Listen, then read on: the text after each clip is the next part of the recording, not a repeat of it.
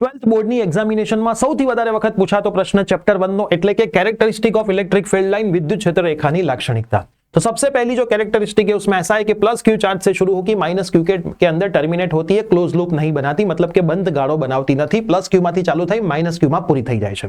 Electric field line ना कोई पण पॉइंट पासे આપણે એને टेंजेंट ड्रॉ करिए, मतलब स्पर्शक ड्रॉ करिए, तो वो उस पॉइंट पे इलेक्ट्रिक फील्ड की डायरेक्शन दिखाता है। उसके बाद में अगर बात करूं तो दो इलेक्ट्रिक फील्ड लाइन कभी एक दूसरे को क्रॉस नहीं करती है, छेदती नहीं है। अगर वो छेद रही है, क्रॉस कर रही है, तो उस पॉइंट पे आपको दो डायरेक्शन मिलती है, जो कभी पॉसिबल नहीं होता है। उसके बाद इलेक्ट्रिक फील्ड लाइन जो है वो कंटिन्यूअस कर्व है, टूटे बिना के, मतलब without breaking, it is a continuous curve. Distribution of electric field line उसकी इंटेंसिटी दिखाता है, मतलब आप यहां पे देखो P और R है, वहां पे नजदीक नजदीक इलेक्ट्रिक फील्ड लाइन है, विद्युत क्षेत्र रेखा है, तो इंटेंसिटी मतलब तीव्रता ज्यादा है, Q पे तीव्रता कम है। P और R की सेम है, वो Q से ज्यादा है।